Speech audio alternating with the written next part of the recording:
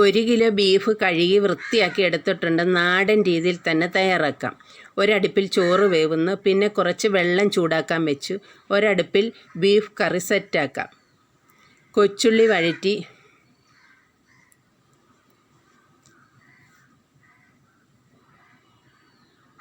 ഇഞ്ചി വെളുത്തുള്ളി ചതച്ചത്, പച്ചമുളക്, തക്കാളി,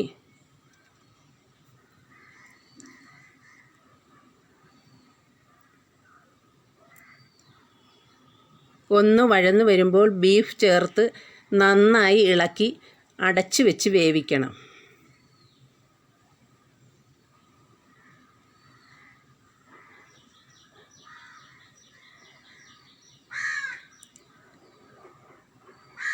ഈ സമയം മഞ്ഞൾപ്പൊടി, മല്ലി, മുളക് നമ്മുടെ ആവശ്യത്തിന് ചേർത്ത് നല്ല ബ്രൗൺ കളറാക്കി മൂപ്പിച്ചെടുക്കണം. ഇനി നമുക്ക് അവിയലൊന്ന് സെറ്റാക്കാം. ബീഫിലേക്ക് മൂപ്പിച്ച അരപ്പ് ചേർക്കാം.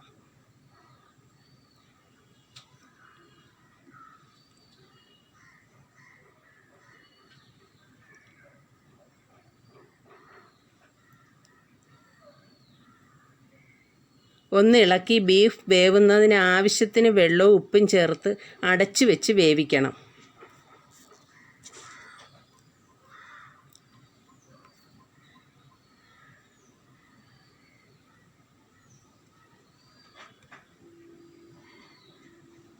ബീഫ് ഒന്ന് വെന്ത് വരുന്ന സമയം അവിയൽ കടുക് താളിച്ചെടുക്കാം.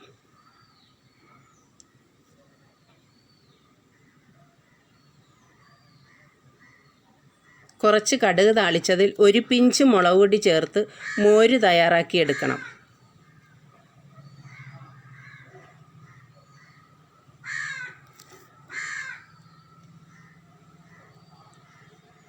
അവിയലൊന്ന് ഇളക്കി മാറ്റിവെക്കാം.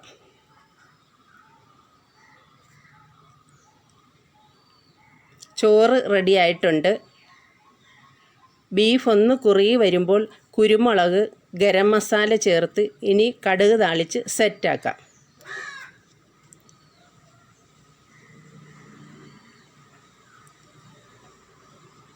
ഇനി ഒരു പച്ചക്കറി, കൊച്ചുള്ളി, വെണ്ടയ്ക്ക, കിഴങ്ങ്, തക്കാളി, പച്ചമുളക് വഴറ്റി വെള്ളം ചേർത്ത് അടച്ചു വെച്ച് വേവിക്കാം. ഈ സമയം തേങ്ങാപ്പീര, മഞ്ഞൾ, മുളക് പൊടി ചേർത്ത് ഫൈനായി അരച്ചെടുത്ത അരപ്പ് ചേർക്കാം. കുറച്ച് വൻപയർ കുക്കറിൽ വേവിച്ചതും ചേർത്ത് ആവശ്യത്തിന് വെള്ളം, ഉപ്പ്, ഗരം മസാല, മുരിങ്ങയില ഉണ്ടെങ്കിൽ ചേർക്കാം.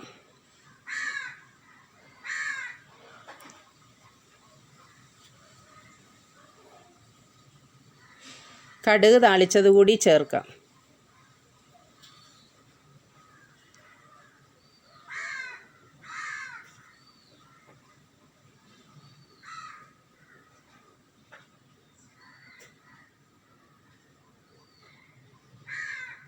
ചോറിന് അടിപൊളി കറിയാണ്. അങ്ങനെ നമ്മുടെ ഉച്ചയൂണ് സെറ്റാക്കി. ഇത്രയും കറികളൊക്കെ എന്തിനാണെന്നല്ലേ ഇന്ന് എൻ്റെ അനുജത്തിയും ഹസ്ബൻഡും മോനും ഊണ് കഴിക്കാനുണ്ട്. വീഡിയോ ഇഷ്ടമായാൽ ഒന്ന് ലൈക്ക് ചെയ്ത് സപ്പോർട്ട് ചെയ്യണേ.